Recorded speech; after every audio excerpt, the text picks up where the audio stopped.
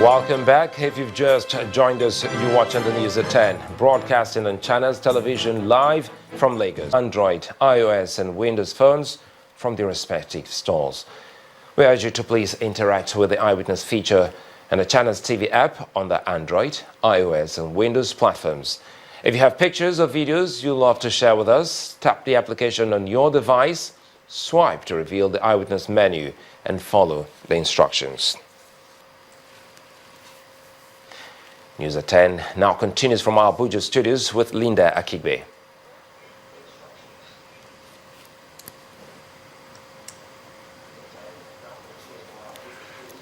And you're welcome to Abuja. I am Linda Akigbe.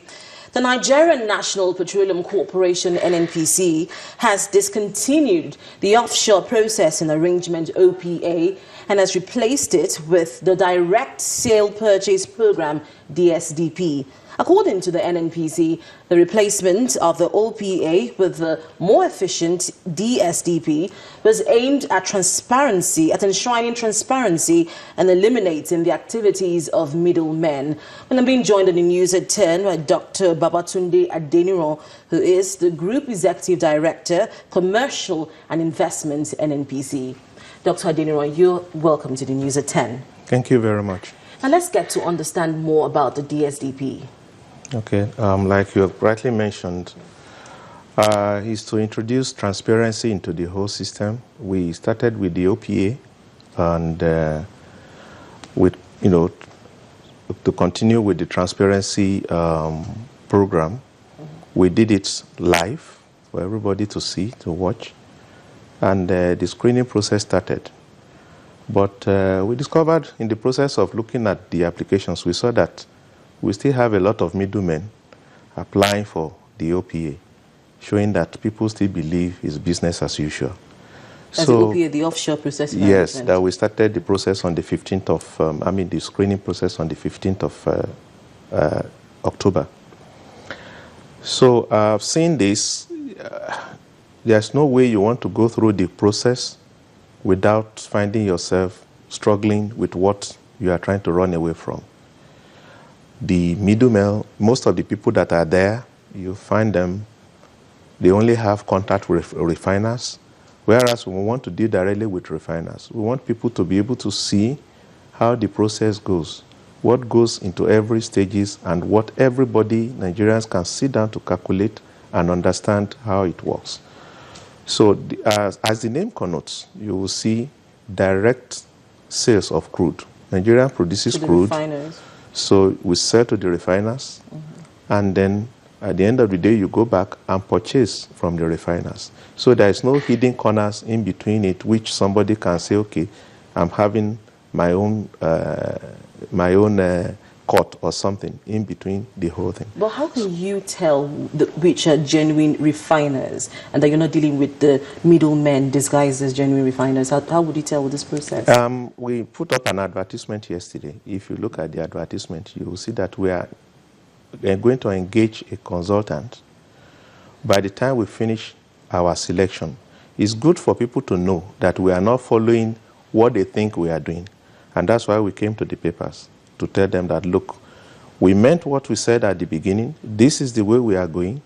And now, if you think this one shows nothing has changed, we are telling you things have changed.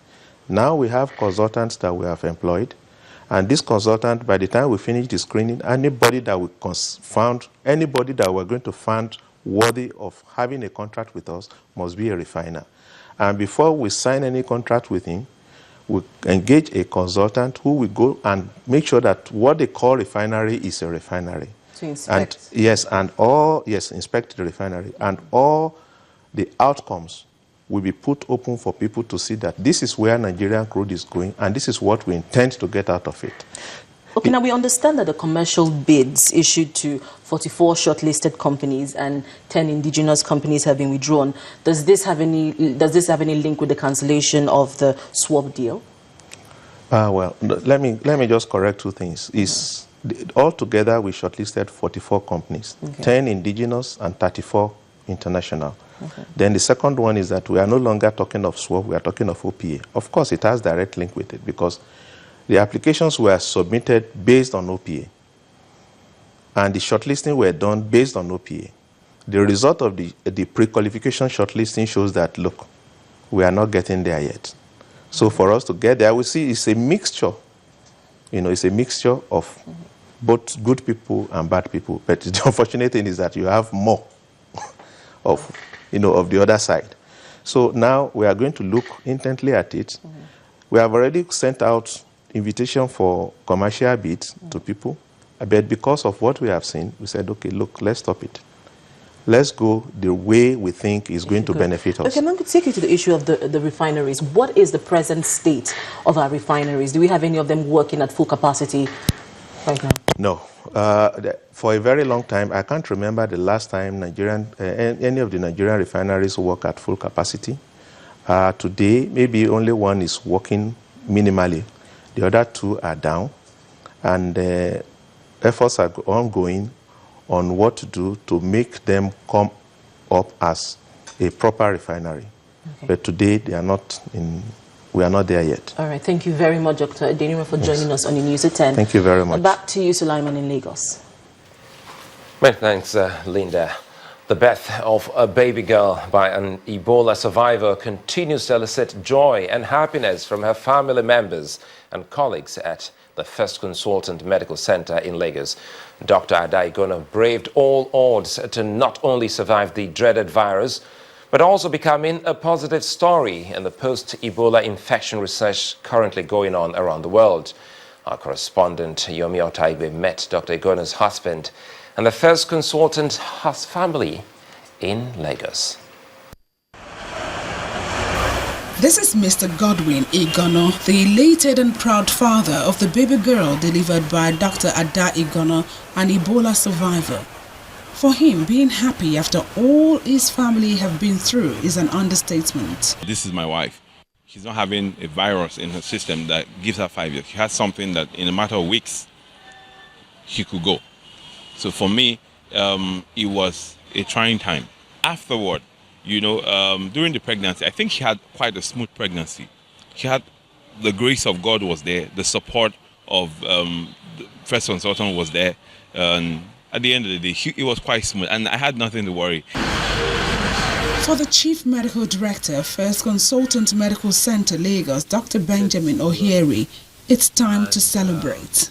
We had darkness and threat to our existence last year. This year, we have life. Getting pregnant after an Ebola infection is very challenging, very difficult. The fertility rate goes down. But lo and behold, she got pregnant. And we kept on monitoring her and making sure that everything was fine. The pregnancy and delivery of the baby girl at the Greater El Monte Community Hospital in California, the United States, was also monitored by several health agencies, including the World Health Organization and the U.S. Center for Disease Control. All those agencies needed to be there to check the baby, to see whether there's anything new we're learning, because we are still learning a lot from this unusual virus. The Ebola state of baby is negative. And hail and heart, very, very, very exciting news for us. Indeed, the excitement is in the air at First Consultant Hospital. I want to peep into the name of the child. What would it be? Let's wait, the name will come soon. Yomi Otaibu reporting for Channels Television News. A case of after the rain comes the sun. To other news now, the governor of Bayelsa State, Seriake Dickson, has promised to ensure more development for the people of Yenogoa if re-elected next month. Governor Dickson made this pledge in Yenogoa during his community-to-community Meet the People tour. The governor, who was received by the paramount ruler of Yenogoa, said he is committed to meeting the aspirations of the people.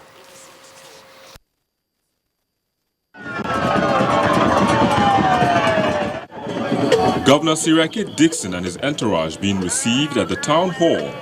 Straight away, the governor tells the people how dear they are to him and challenges them to demonstrate their rejection of the opposition. I'm here with my running mates, party chairman, campaign DG, and all your sons and daughters, to thank you for being PDP since 1999 to date.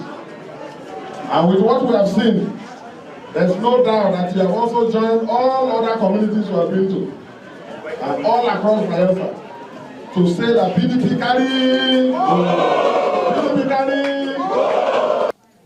They also present the governor with a Bible, as according to them, he needs spiritual guidance in his bid for a second term. We are sincerely very happy with you because you are a listening government.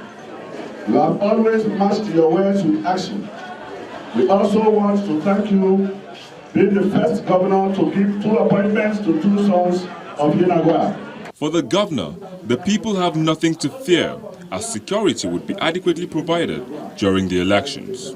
The acting chairman of the People's Democratic Party in the state, Serena Dokubo-Spiff, and member representing the Yenogoa local government area in the Bayelsa State House of Assembly, Dr. Parkinson McManuel, expressed confidence in the return of Mr. Dickson as governor. It's PDP all the way, there's no doubt about it. Henry Seriaki Dickson and Admiral Corbia John Jonah, that's the winning combination. They are well on the way to victory. Before this time, the governor had toured Swali, Ovom, Onokpa, and Amarata communities, all in Yenogoa local government. At every community visited, Governor Dickson shared with the people the necessity to reject the opposition. When News at 10 returns, we go back to our Abuja studios to look at the state of roads in the country and high